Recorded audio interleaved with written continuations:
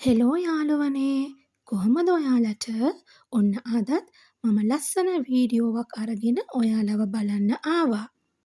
දෙන්නම් පාන්දර 4 විතර ඇති. පාන්දර 4ට නැගිටලා මං මොනවද කරේ කියලා බලන්න එන්නකො මගේ වීඩියෝ බලන්න. ඊට කලින් මගේ channel එක subscribe කරලා නැත්නම් subscribe කරලා ඉමු.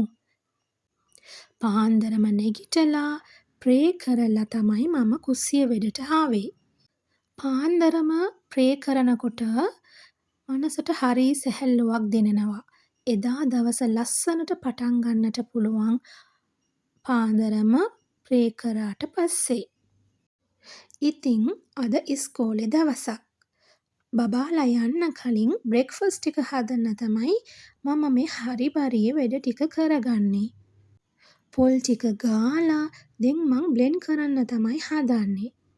පොල් කිරි ගන්න නෙමෙයි චට්නි හදන්න. චට්නිත් එක්ක තෝසෙ තමයි අද උදේ කෑම. මගේ බබාලා නම් තෝසෙ කන්න හරි ආසයි. ඉතින් ඒගොල්ලොන්ට ආසම දේවල් හදලා දුන්නොත්නේ හොඳට කාලා එන්නේ. නැත්තම් ලන්ච් බොක්ස් එකේ ලන්ච් එහෙම රිටර්න් එනවා. ඉතින් මහන්සි නොබලා උදෙන්ම මම තෝසෙයි චට්නි හදනවා. තෝසෙට ඕන කරන පිටි මිශ්‍රණ ඊයේ රෑම මම ලේසි කරලා තමයි නිදාගත්තේ. ගෑස් කුකර් දෙකෙන්ම වැඩ. ඒ අස්සේ තේත් හදා ගන්නවා. මොකද සර්විස් එක එන්න කලින් මේ ඔක්කොම ලෑස්ති කරලා ඉන්න ඕනනේ. චට්නි නම් දැන් ලෑස්ති වගේ. ඉතින් ලන්ච් බොක්ස් එකට දාන්න තමයි දැන් තියන්නේ. අපේ බබාලා නම් යන්න කලින් කවදාවත්ම කෑම කන්නේ නැහැ. මොකද ඒගොල්ලෝ 6 කාලට විතර යනවනේ. ඊට කලින් කෑම කන්න බැහැලු. ඉතින් තේ එක හරි බීලා යන්න කියලා තමයි තේ එක හදලා දෙන්නේ. ඔන්න දැන් තෝසෙත් හදලා ඉවර වෙන්නයි යන්නේ. බබාලට විතර තමා දැන් හදාගන්නේ. අපිට පස්සේ තමයි හදාගන්නේ. මොකද තෝසෙ නම් උණු උණුවෙන්ම කන්න ඕනේ. එතකොට තමයි රහ වැඩි. තේ හදන්නෙත් බබාලට විතරයි. මම නම් බොන්නේ බබාලා ගියාට පස්සේ. දෙන්නම් ලන්ච් බොක්ස් එකට කෑම එක දාලා බබාලව ඉස්කෝලේ අරින්න තමා යන්නේ.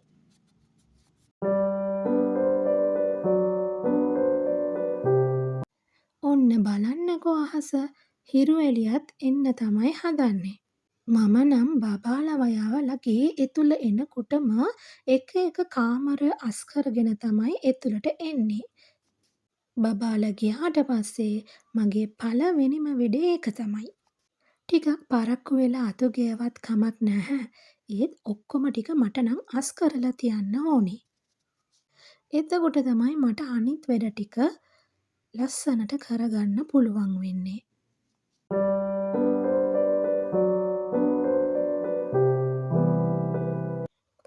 දෙන්නම් වතුර වීදුරුවක් බීලම තමයි අනිත් වැඩ ටික කරගන්න ඕනේ.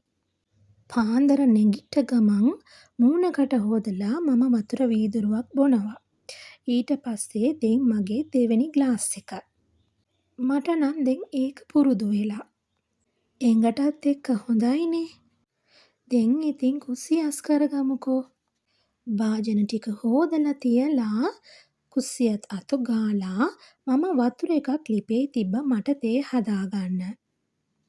මොකද තාම මම තේ එක බීලා නැහැ. තේ එක නම් සෙනසිල්ලේ බොන්න ඕනේ. හරි බරියේ බොන්න බැහැනේ.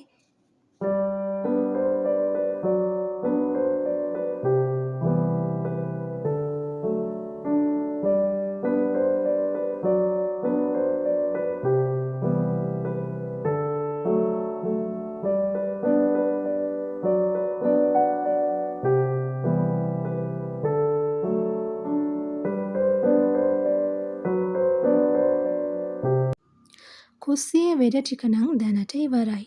ඉතින් මං හිතුවා වොෂින් මැෂින් එකේ රෙදි ටික දාලම ඉන්න ඕනේ කියලා. මම මේ ඇඳුම් ටික ඔක්කොම වොෂින් මැෂින් එකේ දාලා හොදගන්නේ නැහැ. අතින් හොදගන්න ඕන රෙදි ටික වෙන් කරලා තියලා තමයි අනිත් ඇඳුම් ටික මම මේකට දාන්නේ. මම නම් කවදාවත්ම අලුත් ඇඳුම් වොෂින් මැෂින් එකේ දාලා හෝදලා නැහැ. ගෙදරට දාන ඇඳුම් ඒ වගේම බෙඩ්ෂීට් වගේ දේවල් තමයි මැෂින් එකට දාන්නේ. ඔන්න වතුරත් උණු වෙලා දැන් මං තේ එක හදා ගන්නවා. මම හිතුවා අද තේ එක එළියට ගිහිල්ලා වටපිටාව බලලා නිවි සෙනසිල්ලේ මේ තේ එක බොන්න ඕනේ කියලා. ඒ හින්දා තේ එක්ක බිස්කට් දෙක තුනකුත් අරගෙන මම දැන් එළියට ගිහිල්ලා තමයි තේ එක බොන්න යන්නේ. කොහොමත් උදේ පාන්දර වැඩ ටිකක් ඉවර කරගත්තනේ. ඉතින් මොනවටද හදිස්සි වෙන්නේ?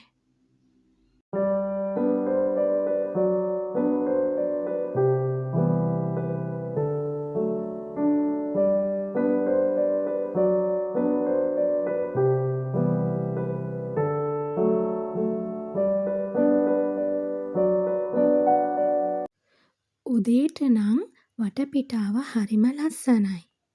මේ ලස්සන වටපිටාවත් එක්ක කුරුළු සද්දෙත් මැද තමයි මම මේ තේ එක බොන්නේ. මගේ ගේ තියෙන්නේ ලස්සන කොළ පාට ගස් කොළන් වලින් පිරිච්ච වටපිටාවක මැද. මම නම් හරි ආසයි මේ වගේ පරිසරයකට. තේ එක බීලා ඔන්න දැන් මං බබාලා උදේ පාවිච්චි කරපු ටවල් ටික අව්වට දාන්න තමයි හදන්නේ. අද නම් ටිකක් පායයි වගේ. ඊයේ නම් අපේ පැත්තට හොඳටම වැස්සා. ඉතින් මේ අව්ව වැටෙන වෙලාවේ මට ගේ ඇතුලේ වැඩ ටිකක් තියෙනවා. එන්නකෝ ඇතුලට. මේව තමයි මගේ කිචන් ප්ලාන්ට්ස් ටික. මම දැන් මේගොල්ලොන්ව හිරු එළියේ තියන්න තමයි හදන්නේ. මොකද ඒගොල්ලොන්ටත් හිරු එළිය ඕනනේ.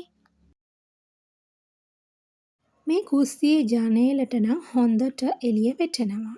ඉතින් මං මගේ ප්ලාන්ට්ස් ටික ඒ ජනේලෙ තමයි තියාගන්නේ. ඊයේ මට කොස් ඇට ටිකක් හම්බ වුණා.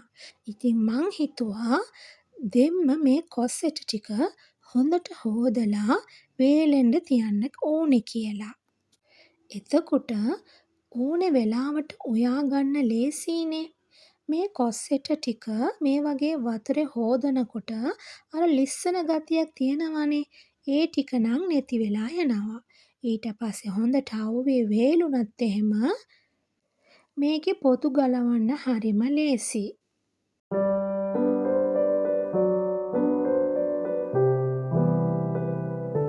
ඒ වෙඩෙත් දෙන් ඉවරයි.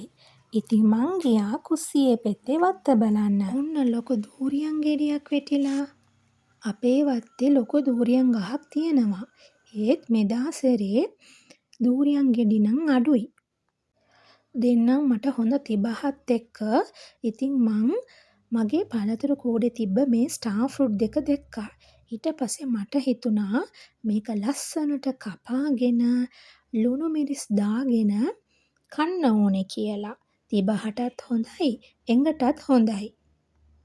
ඒත් ඉතින් ලුණු මිරිස් දාගෙන කන එක නම් එච්චර හොඳ නෑ තමයි. මේ ස්ටාර් ෆෘට්ස් නම් හොඳටම ඉදිලා තිබ්බේ. පාට බලන්නකෝ. රහත් ඒ වගේම තිබ්බා. ඕගොල්ලෝ ඉදිච්ච ස්ටාර් ෆෘට්ස් ලුණු මිරිස් එක්ක කාලා තියෙනවද? try කරලා බලන්නකෝ. ඒක ලස්සන මේ වගේ ඩිෂ් එකට තියලා මම ඉතින් කාලා බබාලටත් ඉතුරු කරලා තිබ්බා. බබාලත් ඉතින් මේ වගේ ස්ටාර් ෆෘට්ස් කන්න හරිම කැමති. මම මේකට චිලි පවුඩර්, ඒ වගේම ගම්මිරිස්, ලුණු, ඒ වගේම සීනි ටිකකුත් දාගෙන තමයි මේ ලුණු මිරිස් ටික හදාගන්නේ. දෙන්නම් වෙලාව 10ට විතර ඇති. මැෂින් එකේ දාපු රෙදි ටිකත් හේදිලා ඇති. ඇඳුම් ටික වැලට දාලා තව ටිකකින් ලන්ච් එක හදා ගන්නත් ඕනේ.